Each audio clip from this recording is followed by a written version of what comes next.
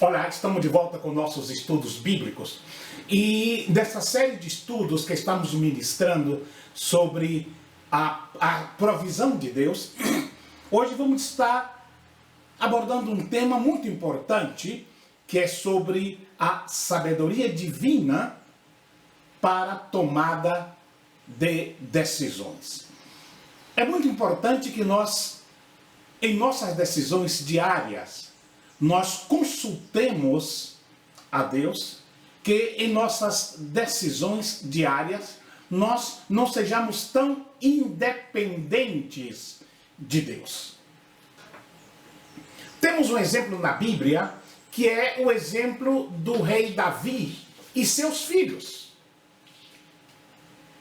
Davi já era um homem de idade, estava doente, e nós notamos através da Bíblia, que há uma crise familiar no reino davídico, já no fim da vida do rei Davi. Primeiro, nós sabemos que herança é um problema sério. Quanto mais dinheiro envolvido na partilha, tanto maiores serão os conflitos entre os herdeiros.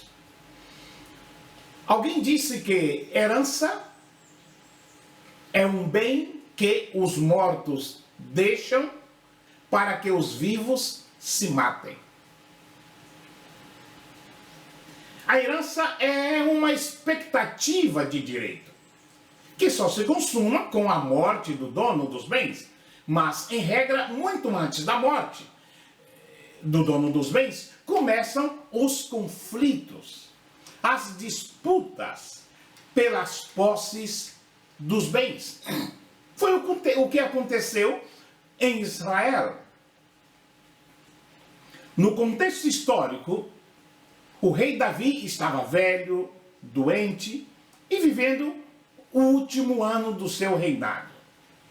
Por 40 anos, Davi reinou, fez muitas guerras, cometeu alguns erros, foi castigado, foi perdoado, e ele já estava cansado de todas essas lutas, das perdas de alguns filhos, e de reinar com a espada sempre desembainhada, pronto para responder a qualquer ameaça de Israel. Davi, ele estava, como dizemos, velho, sem muitas condições de administrar o reino. Porém, ele era um rei. Ele estava vivo e foi ungido rei pelo Senhor nosso Deus. A vida pertence a Deus. Ninguém pode antecipar a morte de ninguém. E quando isso acontece, através do homicídio, quem o praticou vai ajustar contas com Deus, mais cedo ou mais tarde. Adonias era o filho mais velho de Davi, o seu primogênito. Após a morte de Amon e Absalão, ele ficou impaciente pelo trono que julgava que ia herdar. Então ele tratou de promover, e promoveu inclusive, uma sedição. Ele providenciou carros, cavalheiros, 50 homens que corressem pomposamente diante dele, exatamente como fez Absalão, em 2 Samuel capítulo 15, no versículo 1.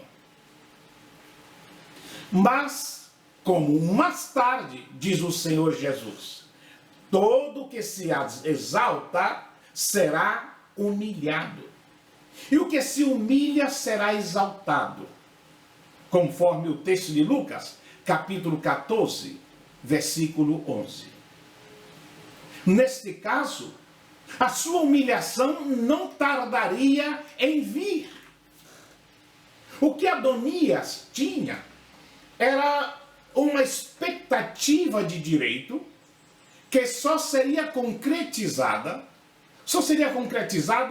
com a morte do rei Davi, e Deus não aprovou a atitude rebelde de Adonias, que se autoproclamou rei de Israel.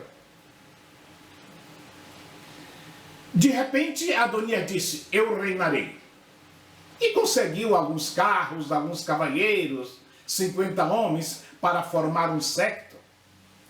E para consumar o golpe, Adonias contou com a ajuda de Joabe, que era o comandante do exército, o exército de Davi, de Abiatar, que era o sacerdote, e eles seguiram Adonias como se fosse realmente o novo rei de Israel.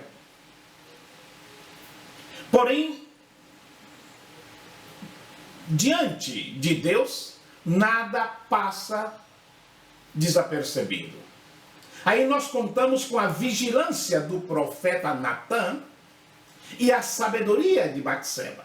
Sim, Natã, aquele mesmo que confrontou o rei Davi com o seu pecado.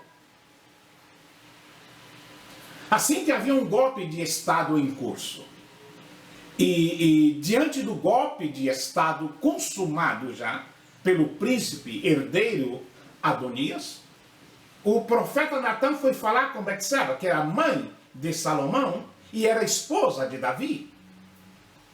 Natã, ele alertou Batseba para o risco iminente de que ela e seu filho corriam, porque Adonias sabia da predileção de Davi por Salomão. Mas o rei Davi não sabia que Adonias se autoproclamou rei e que estava até comemorando a sua ascensão ao trono. Então o profeta Natã, ele instrui a Batseba, esposa de Davi, mãe de Salomão, como ela deveria abordar o assunto com o rei. E ela seguiu à risca as orientações do profeta e foi falar com o rei Davi. A estratégia era bem simples.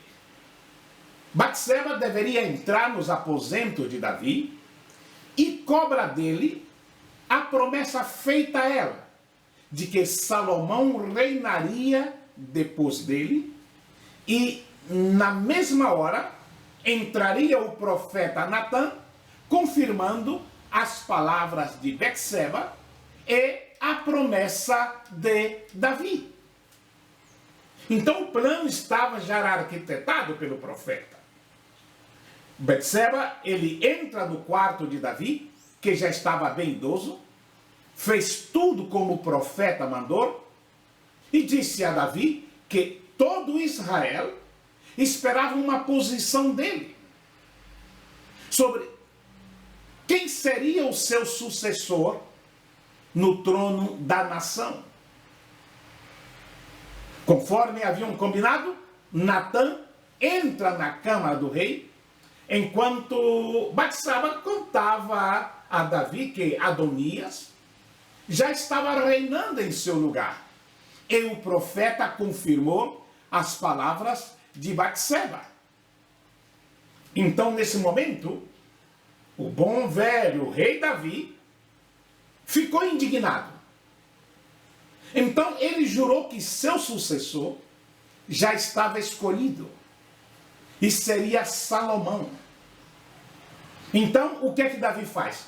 Davi, ele resolveu antecipar a coroação de Salomão para aquele mesmo dia.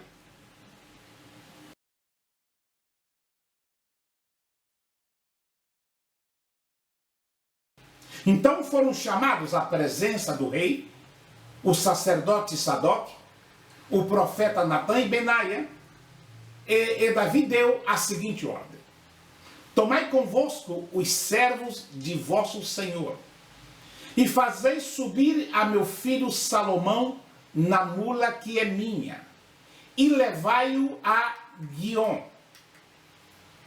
E Sadoc, o sacerdote, e Natã, ali o ungiram o rei sobre Israel. E diz a palavra: então tocareis a trombeta e direis: viva o rei Salomão. Então subireis após ele, e virá, e se assentará no meu trono, e ele reinará em meu lugar, porque tenho ordenado que ele seja guia sobre Israel e sobre Judá. Esse texto de 1 Reis, capítulo 1, versículos 33, que vai até o versículo 35, é muito claro que já estava no coração de Davi a decisão de que Salomão seria o seu substituto, independente das circunstâncias que se apresentavam naquele momento. Então, o rei Davi, ele deixa algumas incumbências a Salomão. Notamos que Davi, antes de morrer, ele deu a Salomão a solene incumbência de cumprir a obrigação para com o Senhor teu Deus, andando nos seus caminhos, guardando os seus estatutos, seus mandamentos e suas decisões judiciais e seus testemunhos. Mandou, adicionalmente, que não deixasse Joabe e Simei descer em paz ao Seol. Também que tivesse benevolência para com os filhos de Bezilai, o gileadita, que está em 1 Reis, no capítulo 2, do versículo 1 ao versículo 9. Provavelmente fora antes disso que Davi dera instrução a Salomão a respeito da construção do templo, dando-lhe inclusive o plano arquitetônico que viera estar com ele por inspiração divina. Isso nós observamos em 1 Crônicas, no capítulo 28, versículo 11, 12 e o versículo 19. Havia um plano já para a construção do templo. Notamos também que Davi deu ordens aos príncipes de Israel, que estavam presentes ali, para que ajudassem a Salomão, seu filho, e para participarem na construção do santuário de Deus, que seria o templo a ser construído. Nesta ocasião, o povo ungiu novamente a Salomão como rei e a Sadoque como sacerdote. Isso é muito importante, ver que Deus estava no controle de todas as coisas, apesar que a impressão que dá é que aquele que tentou usurpar o trono seria o novo rei de Israel.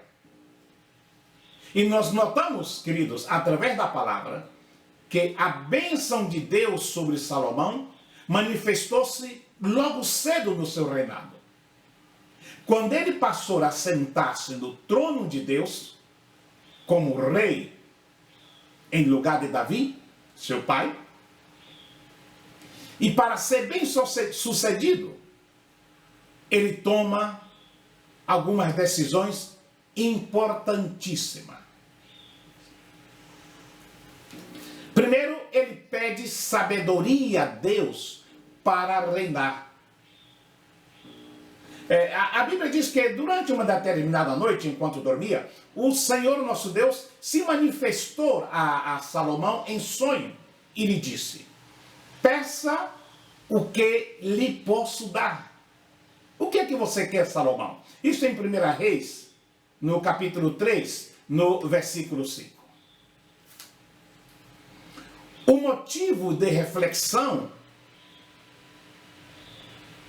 a esta proposta maravilhosa que o Senhor fez a Salomão é muito importante. O Senhor diz a Salomão que pedisse o que bem entendesse, o que quisesse. E seu pedido seria atendido. Agora, eu penso, quantas coisas tem um rei para pedir ao Senhor? Principalmente um reino no início do seu reinado.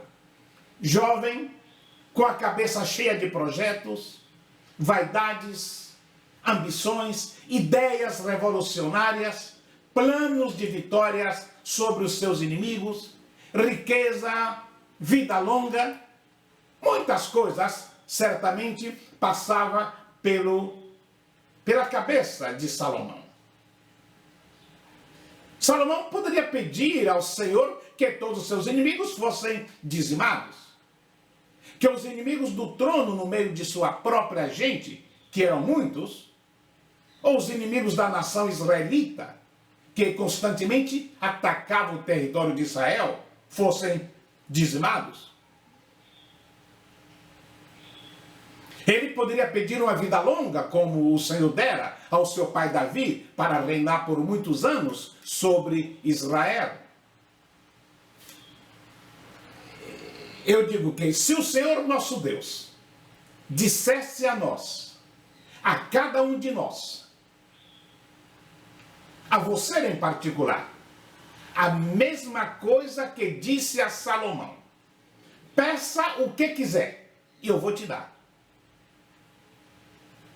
Sem dúvidas que pediríamos riqueza, saúde, vida longa, prestígio, poder, uma bela casa, carros, fazenda, dinheiro.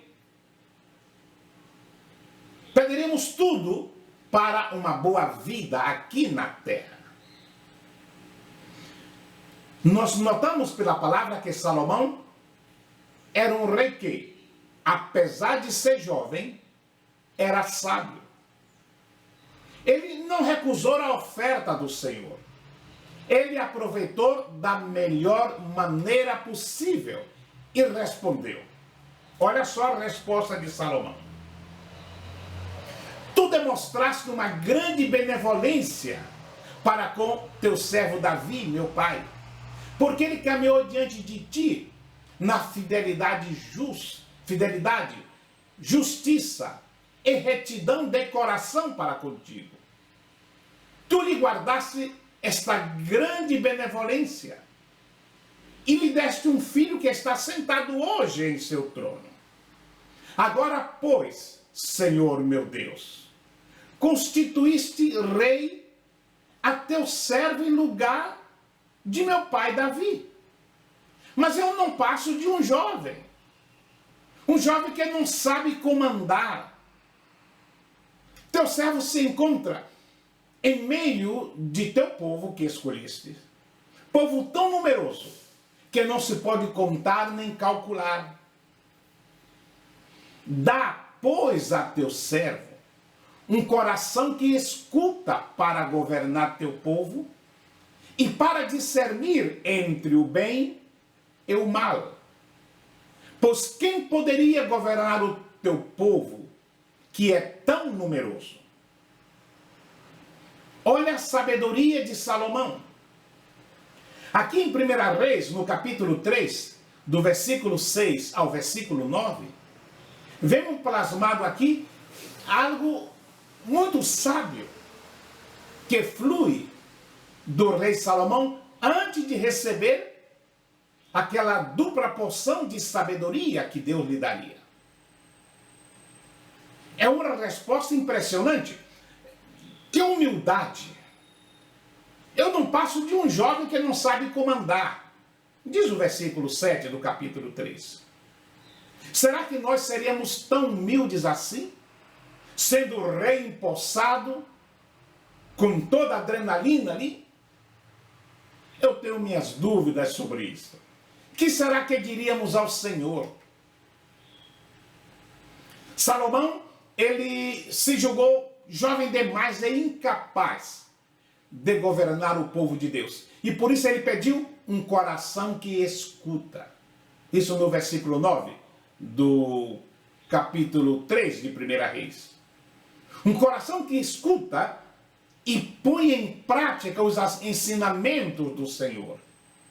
Um coração justo que atua com justiça. Misericordioso, puro. Um coração que escuta o clamor do povo de Deus e o leva até o Senhor. Notamos que Salomão ele pediu discernimento para distinguir entre o bem e o mal e para saber o que agrada e o que desagrada ao Senhor. Sim, esta foi a resposta que Salomão deu ao Senhor. Ele não pediu riqueza, não pediu vida longa, não pediu glória, não pediu prestígio, não pediu a morte dos seus inimigos, não pediu sucesso, não pediu nada disso. Muito pelo contrário, pediu um coração que escuta, um coração generoso, um coração que pudesse escolher o bem, um coração que pudesse acolher a todos aqueles que necessitassem de ajuda e justiça do rei, e que dependesse de um rei santo e generoso para governar aquele povo. No livro de Provérbios, também atribuído ao rei Salomão, encontramos esta oração que é uma súplica. Em Provérbios capítulo 30, do versículo 7 ao versículo 9 diz: duas coisas eu te pedi, não me as negue antes de eu morrer. Afasta de mim a falsidade e a mentira. Não me deis nem riqueza e nem pobreza. Concede-me o meu pedaço de pão. Não seja eu saciado e te renegue dizendo: quem é Jeová? Não seja eu necessitado e roube e blasfeme o nome de meu Deus. Com toda essa sabedoria, aí é que vem o projeto da construção da casa de Deus, o templo de Deus. Nós sabemos pela palavra que a construção do templo de Salomão foi um desejo pessoal do rei Davi. O rei Davi estava inquieto porque ele morava no palácio real e a arca da aliança estava no tabernáculo. O tabernáculo era aquela tenda onde a arca da aliança ficava.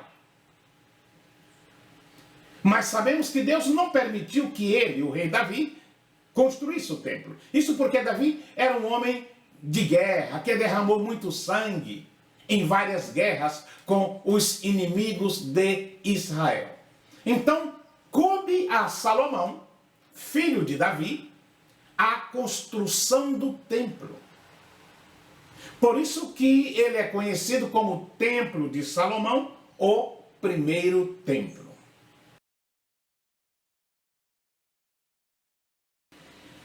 O templo seria edificado em Jerusalém, ali no Monte Moriá. A construção foi iniciada no segundo dia do segundo mês do quarto ano do reinado de Salomão, conforme 2 Crônicas, capítulo 4, versículo 2. E para a obra o rei fez um recenseamento de todos os estrangeiros.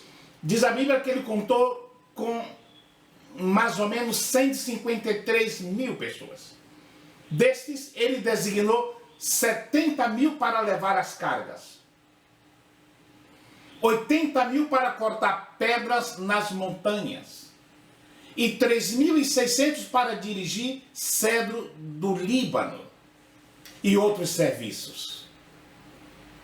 Foram necessários também 30 mil trabalhadores de Israel. No conjunto, foram utilizados trabalhadores de Irã, edificadores de Salomão e estrangeiros para o serviço. Irã era o rei de Tiro, que teve um papel muito importante na edificação, pois ele forneceu a Salomão, na época da construção do templo, madeira de cedro do Líbano, que era necessária para a construção. Depois, Salomão enviou uma mensagem a Irã e disse: age como fizeste como meu pai, enviando-lhe cedro para edificar uma casa para a sua residência.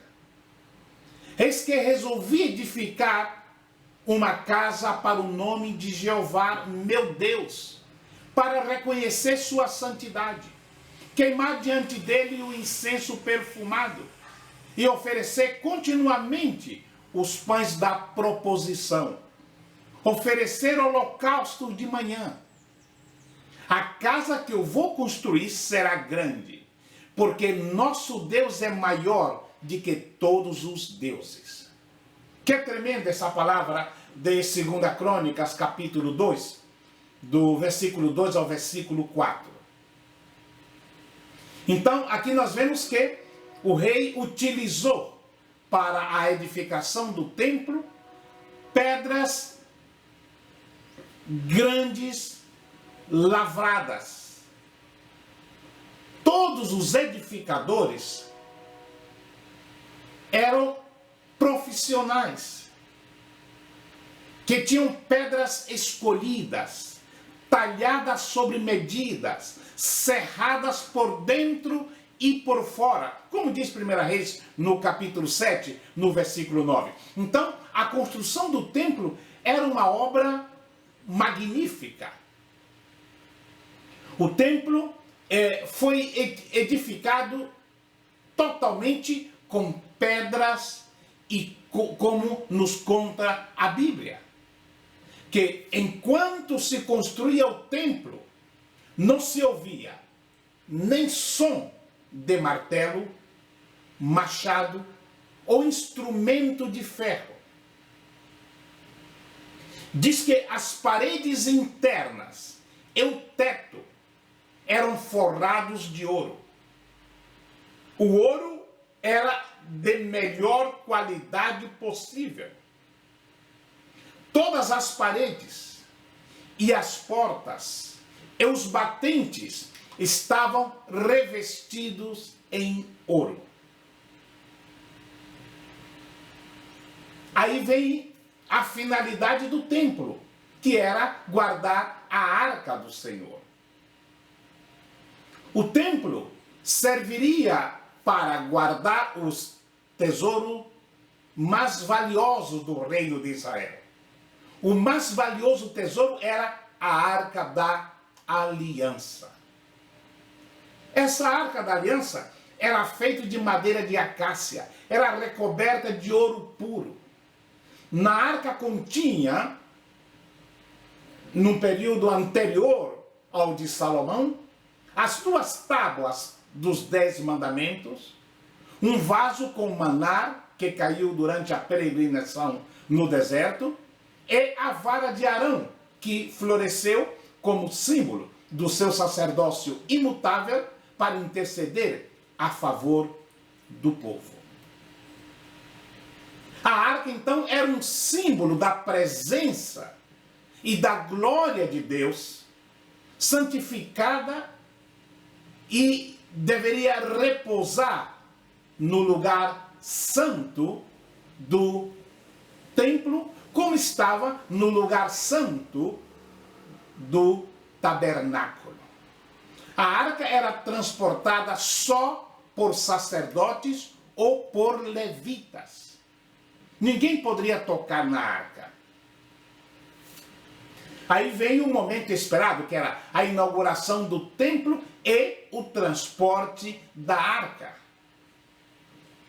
Na festa do tabernáculo, ou dos tabernáculos, no mês de outubro, os sacerdotes então levaram a arca da aliança para o templo.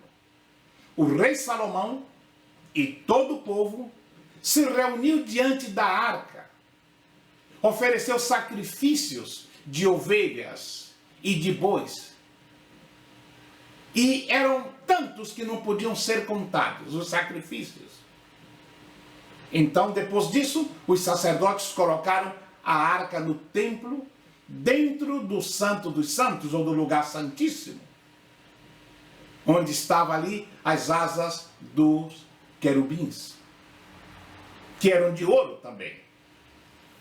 Quando os sacerdotes estavam voltando do lugar santíssimo, a Bíblia diz que uma nuvem brilhante encheu o templo e foram obrigados a sair, porque a glória do Senhor estava enchendo aquele lugar. Então o rei Salomão orou ao Senhor e abençoou o povo, agradecendo a Deus pela felicidade e pelas demais bênçãos recebidas. Também ele pediu a Deus que cumprisse a promessa de manter a descendência de Davi no poder. Engrandece a Deus em sua oração. Ele pede que proteja o templo de dia e de noite, e lhe responda às orações suas e a do povo de Israel. Ele pede a justiça, que essa justiça apareça com as causas do povo e que Deus perdoe sempre quando se mostrarem arrependidos de coração.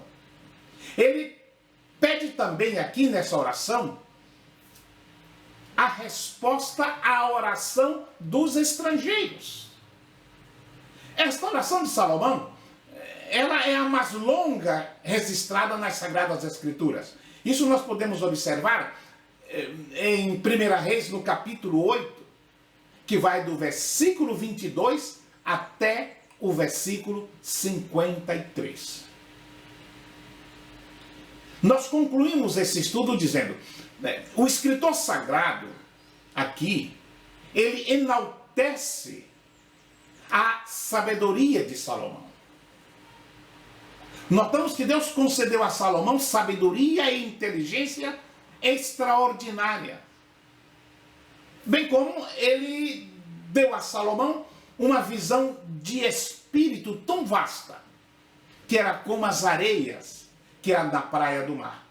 A sabedoria de Salomão excedia a todos os filhos do Oriente e toda a sabedoria do Egito.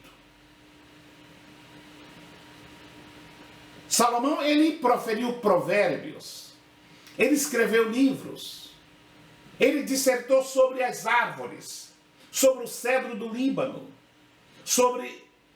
bem como sobre o isopo que brota dos muros, sobre os animais, sobre as aves, sobre os répteis. E diz a Bíblia que para ouvir a sua sabedoria vieram pessoas de todos os povos, de todas as partes, os reinos da terra mandavam pessoas para ouvir alguma vez o que Salomão tinha de falar com a sua sabedoria. Isso está em 1 Reis, no capítulo 5, do versículo 9 ao versículo 14. Salomão, ele reinou em Israel de 970 a 931 antes de Cristo. E Salomão foi um rei que começou pelo bom caminho, pelo correto caminho, pedindo sabedoria a Deus.